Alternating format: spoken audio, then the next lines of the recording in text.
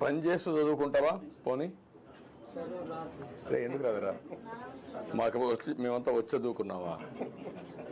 ఇష్టపడి చదువుకున్నావు, నీకు కష్టపడుతున్నావు. నువ్వు చదువు రాదని ముందే చెప్పేస్తున్నావు. నువ్వు చదువు రాదంటే రాదు, వస్తుందంటే వస్తుంది. రాదని మనసులో పడకూడదు. ఇష్టపడి ఏ పని చేసినా నీకు కలిసి వస్తుంది. ముందు నీ మీద నీకు నమ్మకం ఉండాలా. కుర్రాడివి కదా నువ్వు, ఎప్పుడు గొర్రెలే మేపుతావా? నెక్స్ట్ లెవెల్కి వెళ్ళాలి కదా. ఇప్పుడు ఆయన ఉన్నాడు, మీ కులమే, వాళ్ళ నాన్న మంచి పారిశ్రామికవేత్త, ఈయన వచ్చాడు, ఈరోజు బ్రహ్మాండంగా మంత్రిగా పనిచేస్తున్నాడు. మరి నీ మాదిరిగా గొర్రెలే మేపుకుంటా అనుకుంటా ఆయన ఏమో ఉండేవాడు. ఏమంటావు? చదువుకుంటూ గొర్రెలు మేపు.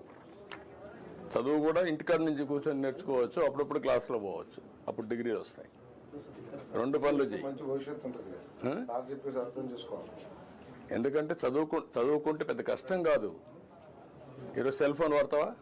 బ్రహ్మాండంగా కొడతావా? సెల్ఫీ తీస్తావా? మరి ఎట్లా నేర్చుకున్నావు?